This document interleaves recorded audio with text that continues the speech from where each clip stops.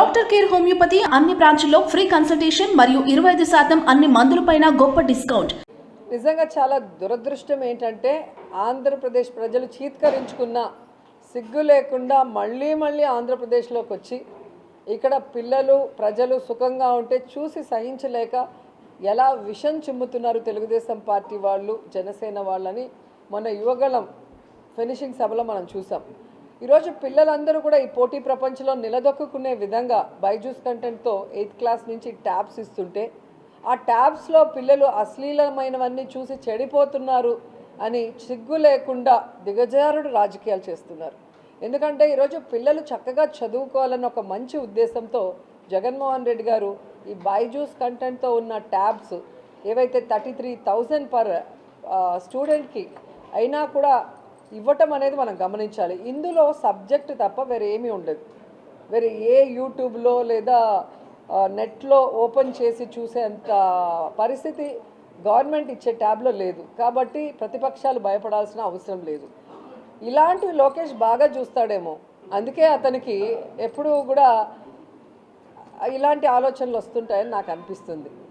ఈరోజు 400 కిలోమీటర్లు నడుస్తాను, 400 రోజులు 4,000 కిలోమీటర్లు నడుస్తానని పులిని చూసి నక్క వాత పెట్టుకున్నట్టు జగనన్న పాదయాత్రను చూసి ఏదో చెయ్యాలని ప్రారంభించాడు. అతను ఎంత ఐరన్ లెగ్ అనేది ఆ యువగళం పాదయాత్ర స్టార్టింగ్ డేనే తెలిసిపోయింది.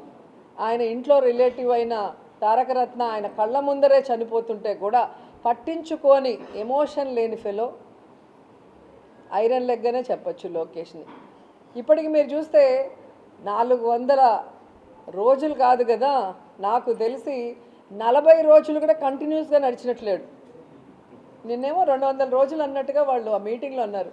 200 రోజులైనా కూడా 200 సార్లు బ్రేక్ తీసుకున్న ఏకైక ఫెయిల్యూర్ పొలిటీషియన్ ఎవరైనా ఉన్నారంటే అది లోకేష్ అని ఈ సందర్భంగా నేను తెలియజేసుకుంటున్నా.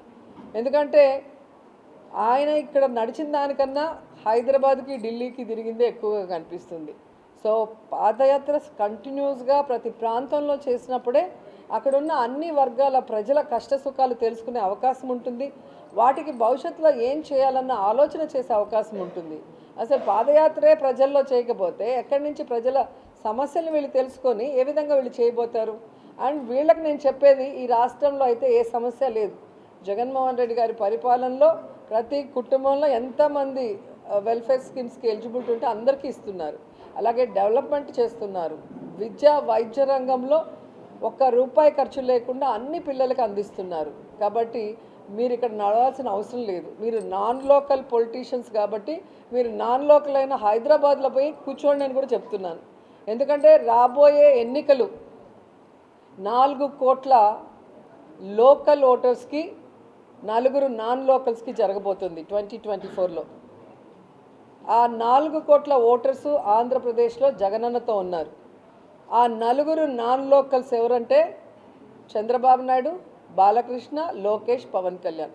ఈ 4 నాన్ లోకల్ పొలిటీషియన్స్ని తరిమి కొట్టేందుకు ఈ రాష్ట్ర ప్రజలు సిద్ధంగా ఉన్నారన్నది వాళ్ళు తెలుసుకోవాలి. Thank you.